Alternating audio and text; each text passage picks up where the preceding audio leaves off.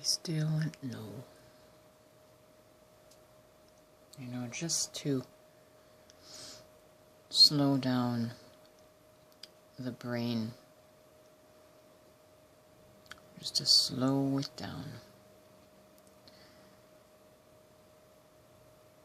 to give it an empty space, to give it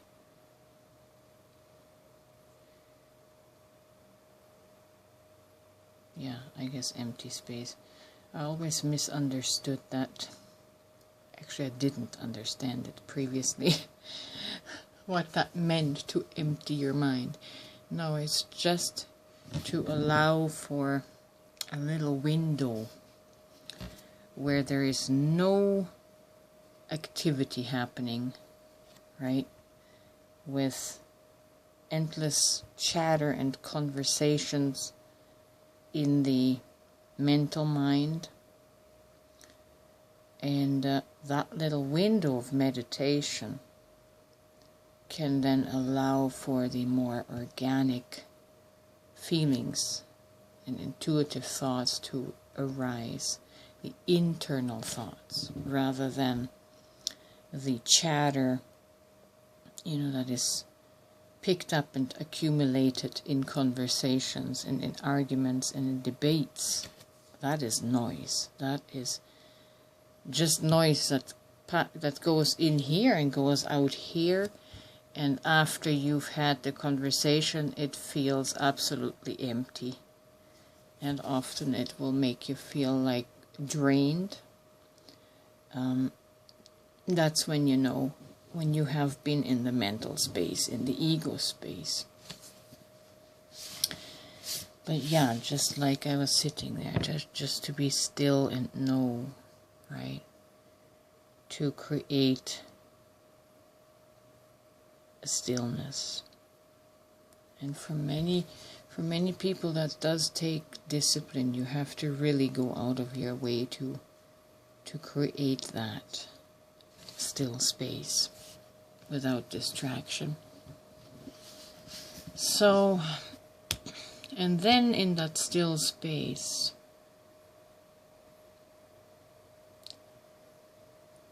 intelligence can flow in, emotional intelligence, psychological intelligence, and spiritual intelligence. Not just mental intelligence, right? Because we are multi-dimensional beings. Multi-dimensional just means these different faculties that we can access in what I call this computer. The human biology is can be compared to a biological computer. It is programmable.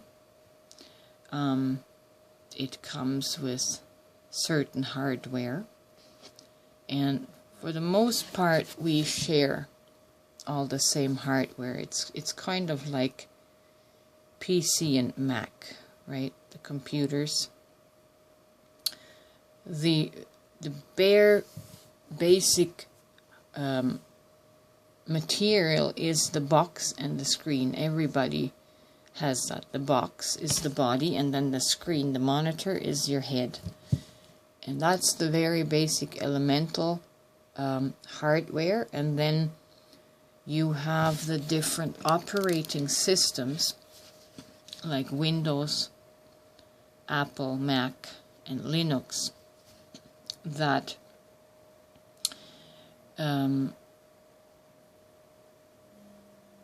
make the tower, make the desktop, make the computer, the box functional.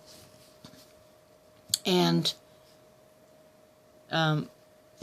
instead of thinking of Apple and Windows and Linux, we can think of this in terms of our religions, right? Christianity, Buddhism,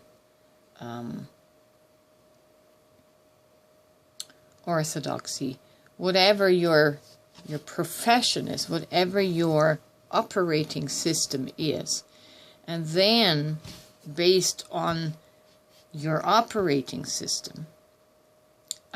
You're going to have software that's available, software programs that will run on your operating system. So let's just say Microsoft Windows represents Christianity. You know, for the longest time, most of us thought that Windows was the only computer and operating system that existed. And a lot of people think that way about Christianity. Their brand of computer, their Christianity, is the only computer and operating system that exists in the computer world, in the programmable world, right?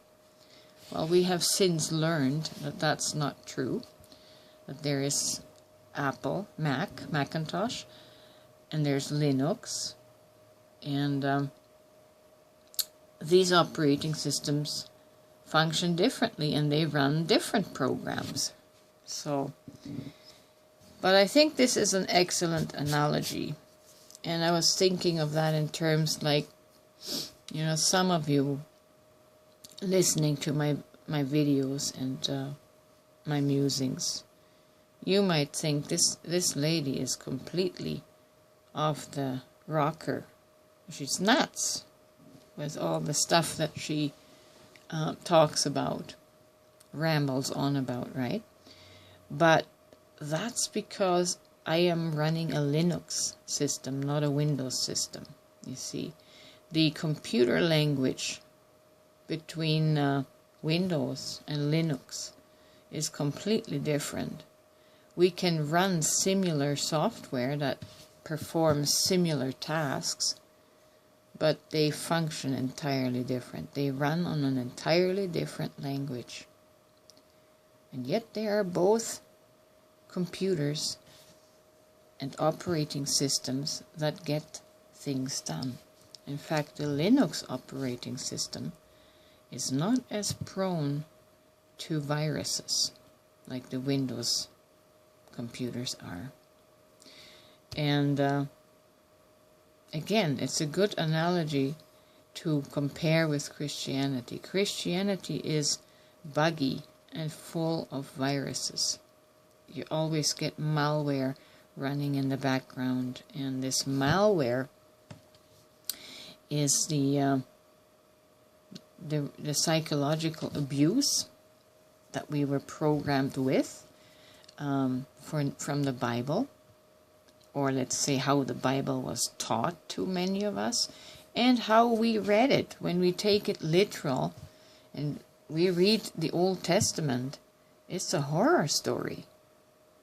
You know, it's so bad that it shouldn't be read to children because it's so traumatizing. The ideas and the language coming from the book, in how it views humanity, is detrimental and damaging, psychologically damaging.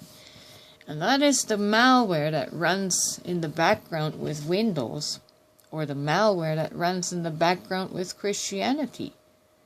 And that's why people suffer so much with depression and a low self-image, because the programming of the Bible has destroyed your image in saying that God is good and you are bad.